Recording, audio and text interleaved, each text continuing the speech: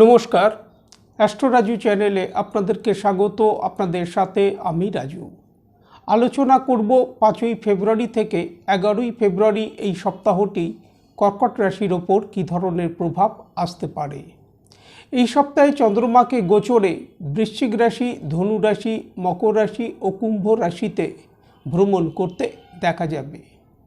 ভিডিওটি শুরু করবার আগে আপনাদেরকে বলবো, যারা যারা এখনও চ্যানেলটিকে সাবস্ক্রাইব করেননি প্লিজ চ্যানেলটিকে সাবস্ক্রাইব করতে ভুলবেন না। আর যারা যারা সাবস্ক্রাইব করছেন তাদেরকে আমার অসংখ্য ধন্যবাদ। সপ্তাহের শুরুতেই চন্দ্রমাকে গোচরে আপনাদের রাশির পঞ্চম ভাবে অর্থাৎ বৃশ্চিক রাশিতে অবস্থান করতে দেখা যাবে। বৃশ্চিক রাশিতে চন্দ্রমাকে গোচরে মঙ্গলবার সকাল 7:30টার আগে পর্যন্ত অবস্থান করতে দেখা যাবে। চন্দ্র এখানে গোচরে নিচস্থ হবে, শনিদেব দ্বারা দিষ্ট হবে। শনিদেব দ্বারা দিষ্ট হবার কারণে এই সময় বিষযোগ তৈরি হবে। মানসিক কিছু দুশ্চিন্তা, সমস্যা এই সময় মনের মধ্যে কাজ করতে দেখা যেতে পারে।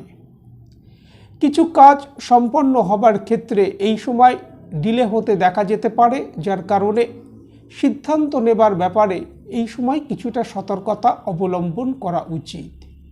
মঙ্গলবার সকাল 7:30টার পর চন্দ্রমা গোচরে আপনাদের রাশির ষষ্ঠ ভাবে অর্থাৎ ধনু রাশিতে প্রবেশ করবে এবং বৃহস্পতিবার সকাল 10টার আগে পর্যন্ত চন্দ্রমাকে গোচরে ধনু রাশিতেই অবস্থান করতে দেখা যাবে। আটকে থাকা কিছু কাজ এই সময় সম্পন্ন হতে দেখা যেতে পারে। আটকে থাকা অর্থ এই সময় উদ্ধার হতে দেখা যেতে পারে। ভাগ্যের সহায়তা এই সময় আসতে দেখা যাচ্ছে। আর্থিক দিক থেকে কিছু লাভপ্রাপ্তি এই সময় আসতে দেখা যেতে পারে। প্রপার্টি সংক্রান্ত কাজকর্মের ক্ষেত্রে লাভপ্রাপ্তির সম্ভাবনা দেখা যায়। বৈদেশিক কাজকারবারের সাথে যারা যুক্ত, এক্সপোর্ট ইম্পোর্ট বিজনেসের সাথে যারা যুক্ত, তাদের এই সময় লাভপ্রাপ্তির সম্ভাবনা দেখা যায়। তবে মানসিক একটা সমস্যা এই সময় মনের মধ্যে কাজ করতে দেখা যাবে। বৃহস্পতিবার সকাল 10টার পর চন্দ্রমা গোচরে আপনাদের রাশির সপ্তম ভাবে অর্থাৎ মকর রাশিতে প্রবেশ করবে এবং শনিবার সকাল 10টার আগে পর্যন্ত চন্দ্রমাকে গোচরে মকর রাশিতেই অবস্থান করতে দেখা যাবে।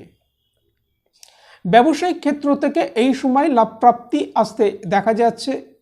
আর্থিক দিক থেকে লাভপ্রাপ্তি এই সময় আসতে দেখা যেতে পারে। দাম্পত্য জীবনের ক্ষেত্রে এই সময় মতপার্থক্য আসতে দেখা যাবার সম্ভাবনা, এই বিষয়ে খেয়াল রাখা উচিত এবং জাতকের ব্যক্তিগত ইমেজের প্রতিও এই সময় কিছুটা খেয়াল রাখা উচিত। এনিমিদের সক্রিয় থাকতে দেখা যাচ্ছে এই সময়। শনিবার সকাল 10টার পর চন্দ্রমা গোচরে আপনাদের রাশির অষ্টম ভাবে অর্থাৎ কুম্ভ রাশিতে প্রবেশ করবে এবং সপ্তাহের শেষ চন্দ্রমাকে গোচরে কুম্ভ রাশিতেই অবস্থান করতে দেখা যাবে। জাতকের মানসিক স্থিতির সাথে সাথে শরীর স্বাস্থ্যের প্রতি এই সময় কিছুটা খেয়াল রাখা উচিত। আর্থিক লেনদেনের বিষয়ে সতর্কতা অবলম্বন করা উচিত। যে কোনো ধরনের বাদ বিবাদ থেকে নিজেদেরকে দূরে রাখা উচিত। বড় কোনো সিদ্ধান্ত নেবার ক্ষেত্রে কিছুটা সতর্কতা অবলম্বন করা উচিত। কারোর ওপর নির্ভর করে কোনো সিদ্ধান্ত এই সময় নেওয়া উচিত নয়। হঠাৎ কিছু প্রাপ্তি এই সময় আসতে দেখা যেতে পারে। দাম্পত্য জীবন, প্রেম প্রণয়ের ক্ষেত্রে এই সময় কিছুটা অ্যাডজাস্ট করে চলা উচিত। বিদ্যার্থীদের বিদ্যাক্ষেত্র থেকে একটা স্বাভাবিক রেজাল্ট আসতে দেখা যাচ্ছে। পেটের কোনো সমস্যা, হাই বিপি সংক্রান্ত সমস্যা, ইনফেকশন রিলেটেড প্রবলেম এই সময় কিছু কিছু ক্ষেত্রে আসতে দেখা যেতে পারে। এই সময় প্রত্যহ যথাসম্ভব মহামৃত্যুঞ্জয় মন্ত্র যদি জপ করা যায় তা থেকে যথেষ্ট লাভপ্রাপ্তির সম্ভাবনা। আজ এই পর্যন্ত। নমস্কার।